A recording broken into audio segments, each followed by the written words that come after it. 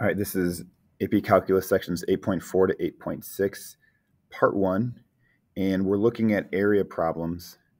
And our first area problem says, suppose that the functions f and g are continuous on the interval from a to b, and that f of x is greater than equal to g of x for a less than or equal to x, less than or equal to b. That means that f, the curve f, lies above the curve g, and the two can touch but not cross.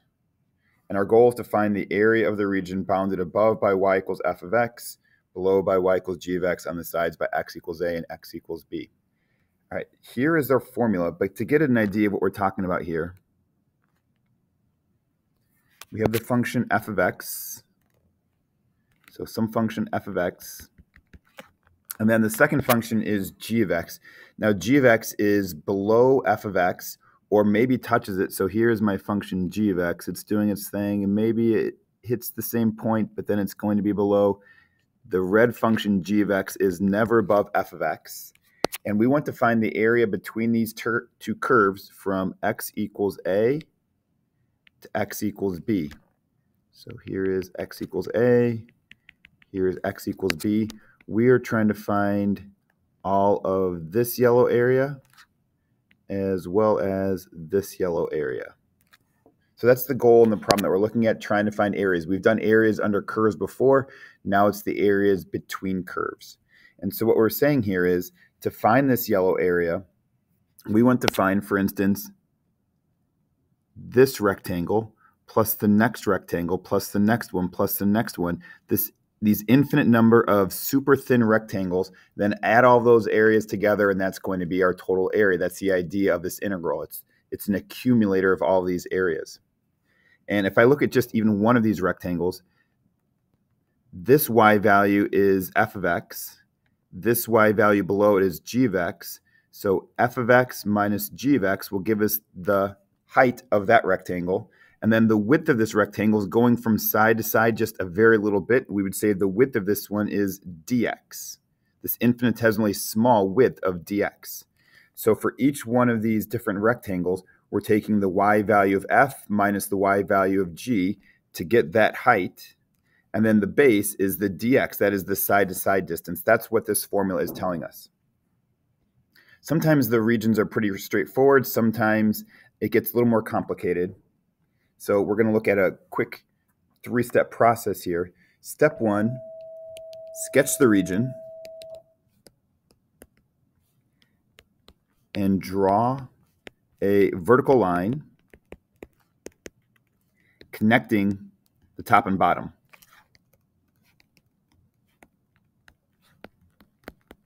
So step 1, give yourself a good enough graph and draw a vertical line connecting the top and bottom. So back up here, there's my first graph, there's my second graph, and I'm drawing my vertical line connecting them.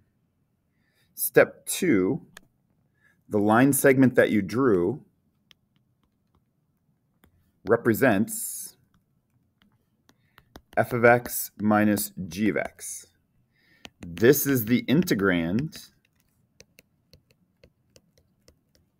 and then the width is dx. Again, from this drawing that I showed you before, this is the integrand. This is the distance between them. That's what goes on the inside of our integral. That's the integrand. And the width of that rectangle is this very thin dx. Step number 3, imagine moving this segment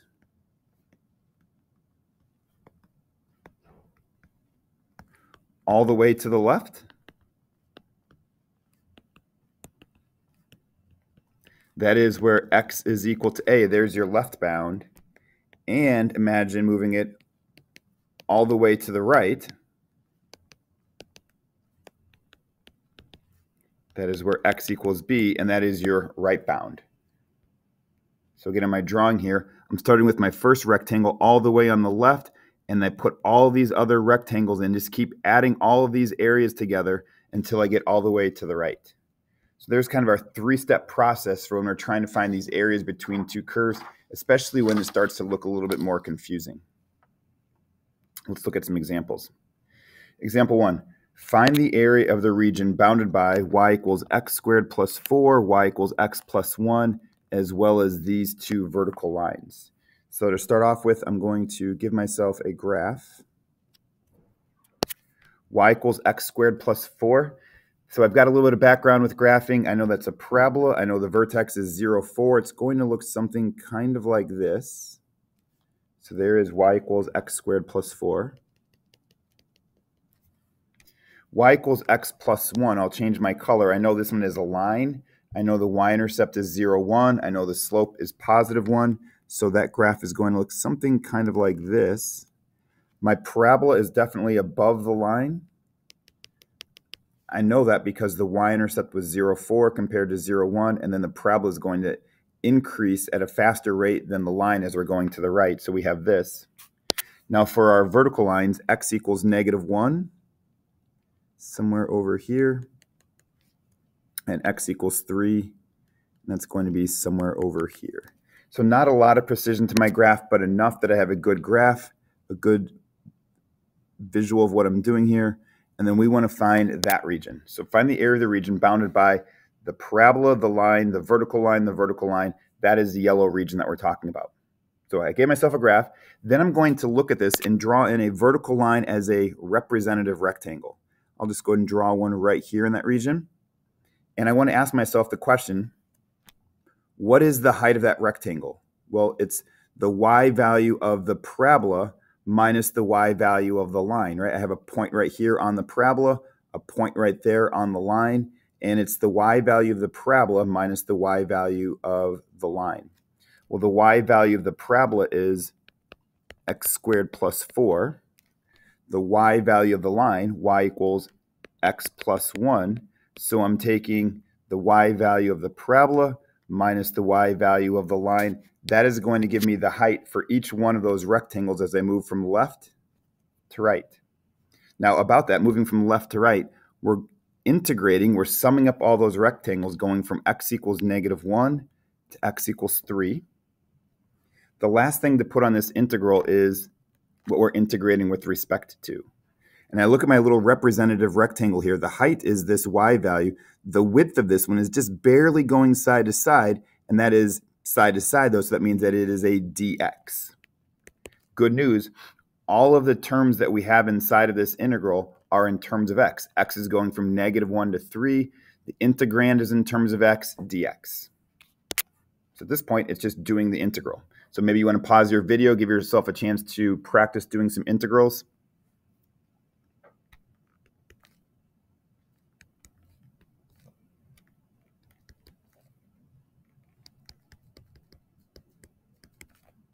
It's going to subtract.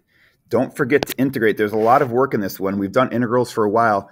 Common mistake I see people make is not integrating, then just plugging in the upper bound and minus the lower bound and saying that that is the value of their integral. Make sure you integrate. So the integral of x squared is 1/3 x cubed. The integral of negative x is negative 1/2 x squared. The integral of 3 is plus 3x. And it's going from negative 1 to 3. So then plug in 1/3 times 3 cubed minus 1/2 times 3 squared plus 3 times 3 minus, plug in your negative 1, so 1/3 times negative 1 cubed minus 1/2 times negative 1 squared plus 3 times negative 1. What I would say is, there is your answer.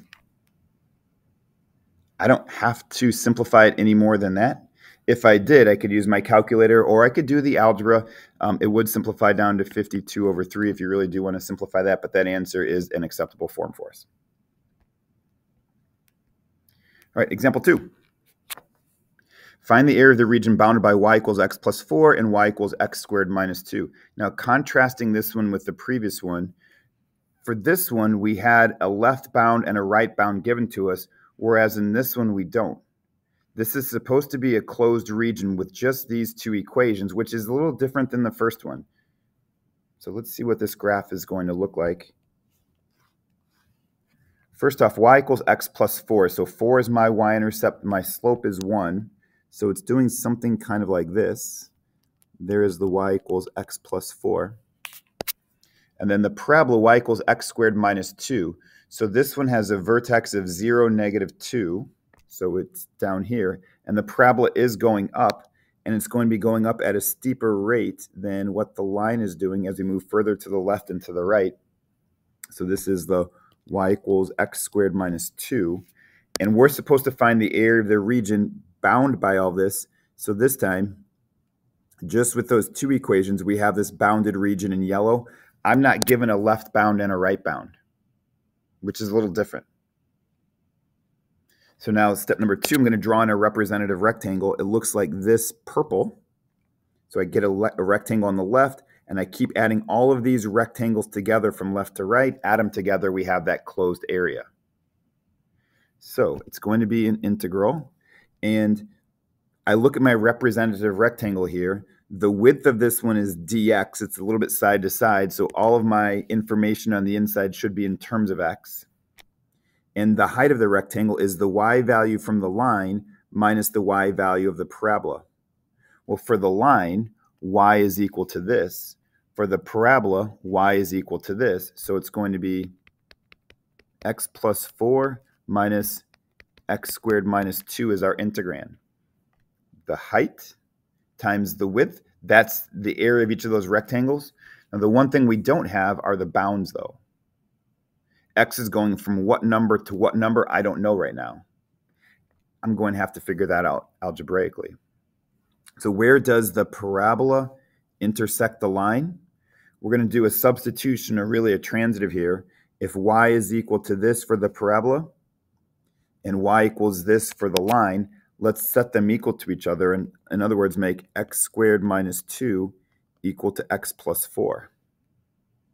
Right? Set them equal to each other. Now, it's a quadratic, so I'll subtract x from both sides, subtract 4 from both sides to get this. This will factor. Solve it, x equals 3 and -2. Now, my graph wasn't great, but it was good enough. And as I look at these numbers, what this means is that these two graphs intersect when x equals -2 and also when x equals 3. That does seem consistent with my graph. These give us the lower bound and the upper bound. Now, this is the integral. At this point, you can decide, do you want to get some more practice doing this by hand, or do you want to get some practice using your calculator? Either way, evaluate the integral. Pause the video. When you're ready, you can come back for the answer.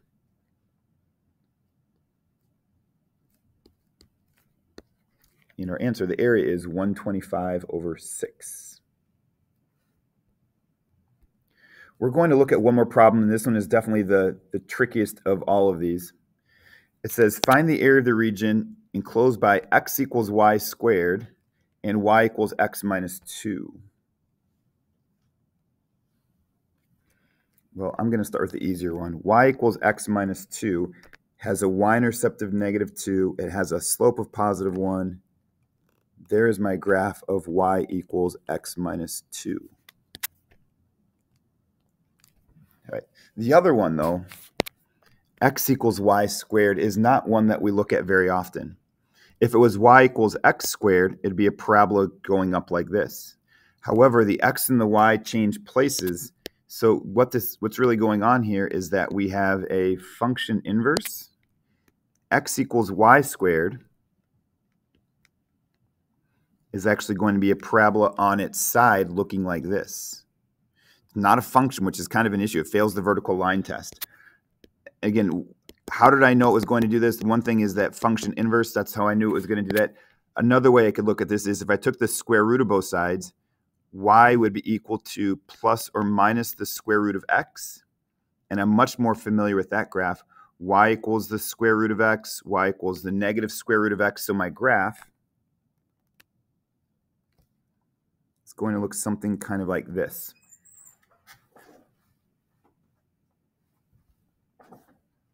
I'm not given a left bound or right bound, an upper bound or lower bound. Here, though, is the region that we're trying to find. And this is going to be a little bit tricky. If I draw my representative rectangle, right here, I have all of these rectangles, add all of these rectangles together. It's the red on top of the blue, the red minus the blue, the red's on top, the red's on top. And I have all of those up until we get to this point. And as I go a little further to the left, it is just the red curve above the red curve, which is a little bit awkward. Because all these other ones, again, it was the parabola going to the side, the red curve minus the blue, red minus blue. But here it's really red minus red, and we're going to have to deal with that. It's a little bit different. Let's figure out the intersections for these. X is equal to y squared, y is equal to x minus 2. The easiest way to solve for these is probably to solve for x. X equals y squared. Y plus 2 is equal to x in this one. So we can make y squared equal to y plus 2. Again, the idea there was x is equal to this. Solve this equation for x. X is equal to that. So set those equal to each other. Y squared minus y minus 2 equals 0. If I factor that, I have y minus 2 times y plus 1. So y equals 2 and negative 1. That's the y values, but as I look at this, I'm going to do this integral in terms of x because my representative rectangle has a width of dx. So I'll go back to this equation. If y equals 2, plug it into my simpler one, y equals 2, then 2 is equal to x minus 2. Add 2 to both sides, x equals 4. So 4 comma 2 is that point. And then my other point is when y equals negative 1, so I'll plug negative 1 into this equation. Negative 1 is equal to x minus 2. Add 2 to both sides, so x equals 1. This point down here is 1 comma negative 2. Oh, sorry, 1 negative 1. 1 negative 1. All right, so a lot of information found already. Still don't have an integral written down. Let me go ahead and expand this a little bit. I'm going to call this left side region 1, and I'll call this right side region 2.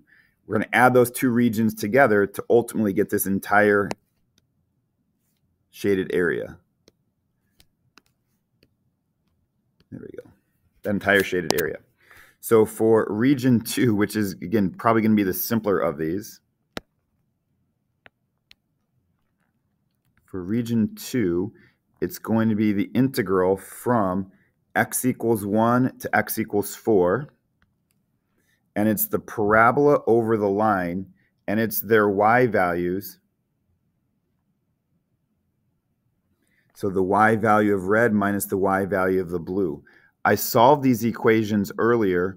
Y is equal to the positive and negative square root of x. The positive square root of x is the top one, so I'm going to take the square root of x minus what y is equal to the blue, and that is x minus 2 dx. That's going to give us this region 2 part. Again, red minus blue, the y value of the red minus the y value of the blue.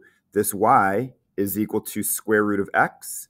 This y is equal to x minus 2, so I put what y was equal to minus what y was equal to. Thankfully in terms of x, because I wanted everything in terms of x. So here is my region 2 plus, now we're going to need region 1. Let's block this off so I don't get run into that too much. Region 1, this is going to be another integral going from x equals 0 to x equals 1. I know it's x equals 0 because I can graph y equals square root of x. So x is going from 0 to 1.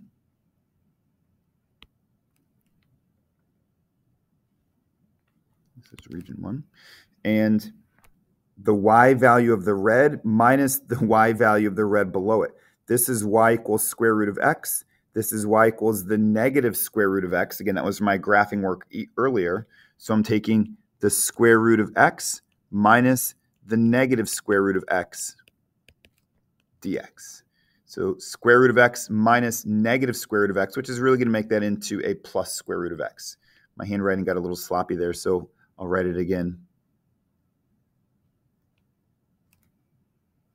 it was the square root of x minus the negative square root of x dx. Square root of x minus negative square root of x. The double negative turns it into a positive, so it's going to look like this for region 1. So those are your two regions. Here's another chance to work on your integral skills. Pause the video, try to do the integrals, plug in upper bound minus lower bound and so forth. When you're ready, come back to the video.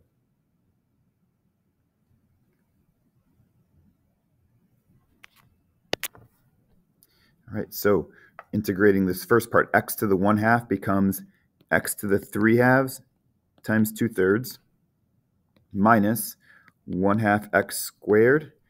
Then it says minus -2, so it's really plus 2. When you integrate, it becomes plus 2x from 1 to 4. Plug in my upper bound of 4 minus my lower bound of 1. I'll just tell you that comes out to 19/6 plus square root of x plus square root of x is 2 square root of x, or 2x to the 1/2. When you integrate that, that becomes x to the 3/2 times 2/3, where there was already a 2 out in front, so it's 4/3 x to the 3/2 going from 0 to 1. Plug in your upper bound minus your lower bound. And for this, you're going to get 4/3. So now 19/6 plus 4/3, add those together, common denominators, you get 27/6, which is going to simplify to 9/2. So there's our first 3 examples on finding the area between curves. We'll continue on with this section.